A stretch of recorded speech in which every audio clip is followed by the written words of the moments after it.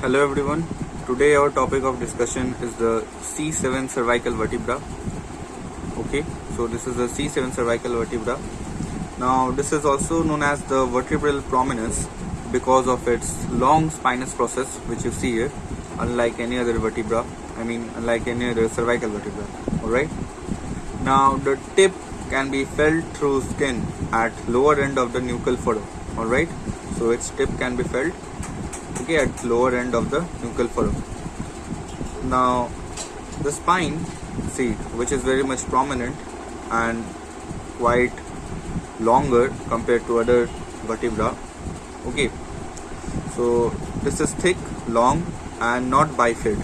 Okay, so when you see a typical cervical vertebra, you will find that the spine is bifid in nature. Okay, but this is not bifid. Okay, making it atypical. Now there is a tubercle at its tip. If you see it clearly, see, let me focus. So there is a tubercle at the tip. Alright, now viewing it laterally, you can observe that the spinous process is almost horizontal. Okay, now unlike in other typical cervical vertebrae, you may find that the spinous process is directed slightly downwards. Okay, it's a bit oblique, but here you can see that the spinous process is almost horizontal. Okay, now in typical cervical vertebrae, there is also one thing that the spine is short and directed downward. Alright, now let's come to the transverse process. Alright, so these are the transverse process which you see here. Alright, now these are specifically large. Okay, so I think you can appreciate, see, these are the large transverse process. Okay, so its posterior part is larger compared to its anterior part. Now you can see a pair of foramen transversorium, okay, on either side of the body. Okay, now this foramen transversorium is comparatively smaller than typical cervical vertebra. Okay, so these are the foramen transversorium. Now at times it may be noticed that the foramen transversorium may be bifid or absent, okay, or may be duplicated, or may be absent on one side or the both sides. Okay, so this anomaly is common for this vertebra and it depends from person to person. Right, now the attachments are similar for any other cervical, the typical cervical vertebra. It's common. So the tip of the spine, it's attached to the ligamentum nuchae. Right, so it's attached to ligamentum nuchae. Now there are some other muscular attachments, namely the trapezius, the rhomboides minor, the serratus posterior superior, splenius capitis, semispinalis thoracis, spinalis cervicis, interspinalis multifidus. So let me repeat it once again. So besides the attachment of ligamentum nuchae at the tip of the spine provides attachment to some other muscles as well, like the trapezius, rhomboides minor, serratus posterior superior, splenius capitis, semispinalis thoracis, spinalis cervicis, interspinalis multifidus. Now among these, the attachment of ligamentum nuchae, trapezius and rhomboides minor is important for remembering.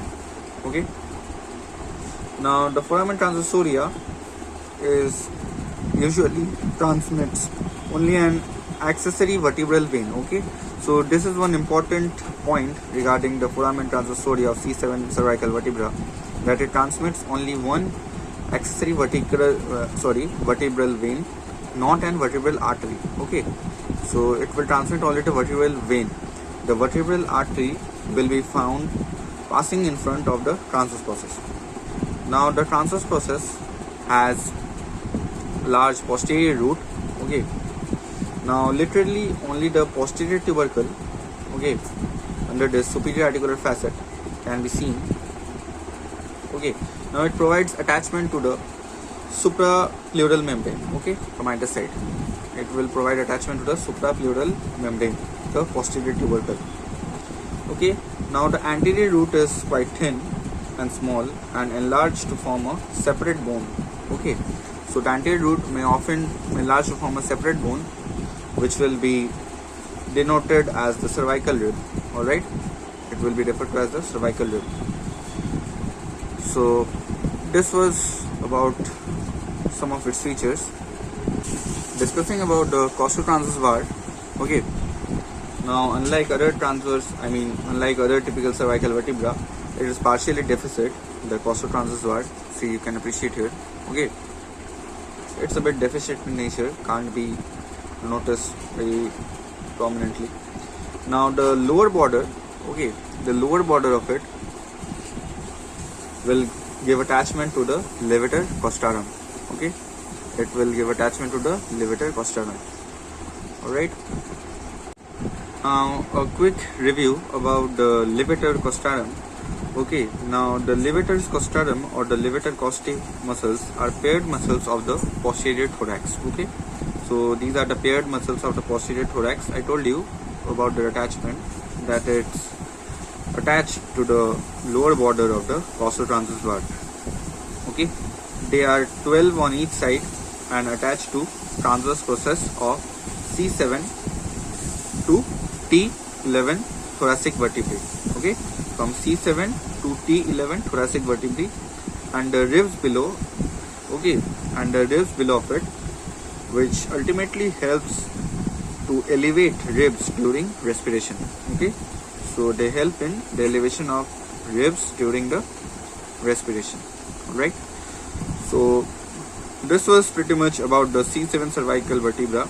Okay, one of the atypical vertebra, also known as the vertebral prominence. Okay, due to its long spinous process. So I hope you understood well. Thanks for watching.